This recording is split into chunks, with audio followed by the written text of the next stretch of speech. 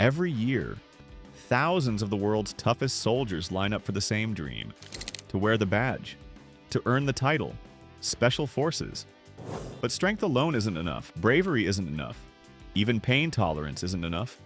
Because before they ever step onto the battlefield, they must survive the mind games. Tests so secret, so psychologically brutal, that even elite soldiers, Navy SEALs, Spetsnaz, SAS, describe them as the breaking point. Section 1. The mind is the battlefield. Forget the guns, forget the training.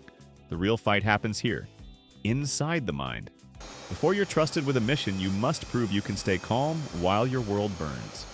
Special Forces psychologists say they don't train killers, they train controllers. Men who can shut off fear, emotion, and even compassion when the mission demands it. To find those rare minds, they use psychological tests that most humans simply can't survive. Section 2. The silence test. The first test sounds simple.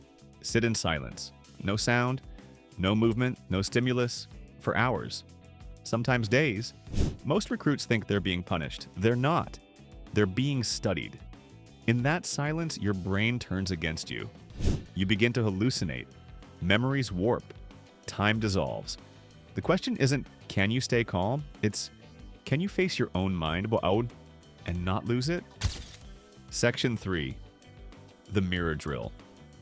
Used in certain elite European units, the mirror drill forces recruits to stare at their own reflection for hours. At first, it's physical endurance. Then, it becomes psychological collapse. The human brain begins to distort faces after just 10 minutes of direct self-stare. After an hour, recruits see things that aren't there. After 2, most break down completely. It's a test of identity, to strip away the ego, the mask, the self, until only discipline remains. Section 4. The confusion maze. Imagine a maze built to make you doubt reality. Lights flicker, sirens echo, orders contradict each other. You're told to follow instructions, but every instruction leads you astray. The goal? Not to find the exit, but to see how your mind reacts to chaos. Can you adapt when the logic fails? Can you lead when every sense lies? This test weeds out soldiers who depend on order and reveals those who create it. Section 5. The sleep deprivation experiment. No test destroys the human psyche faster than sleep deprivation. Some units push recruits for 72, even 96 hours without rest. During this time, recruits are forced to make decisions, remember codes, follow orders. Every choice is recorded. The test isn't about who stays awake. It's about who stays rational when the brain begins to dream while awake. Those who lose control quit. Those who don't become dangerous and valuable. Section 6. The Fear Conditioning Lab.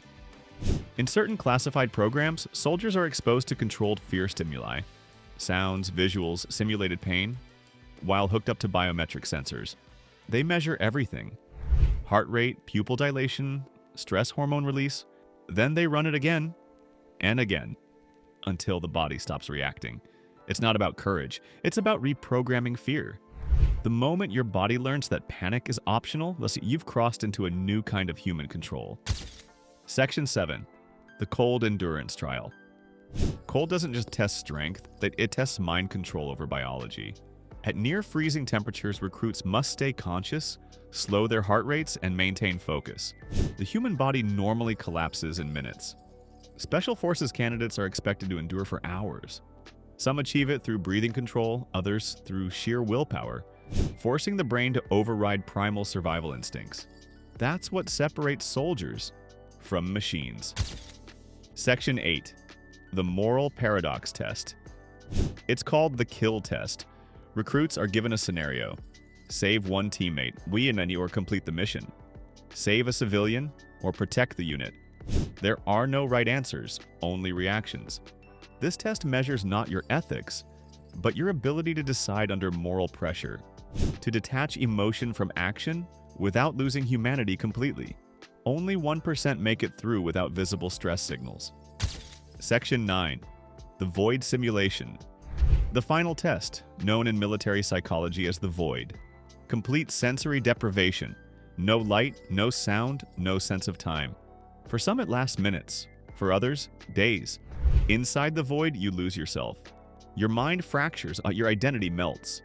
Those who return are never quite the same. They've faced what few ever do, the collapse of self-awareness itself. Out of every 100 men who try, 99 fail. Not because they're weak, but because they're human. The one who survives, isn't stronger. He simply mastered the ultimate battlefield, the one between thought and instinct. Because before a soldier conquers an enemy, he must first conquer himself.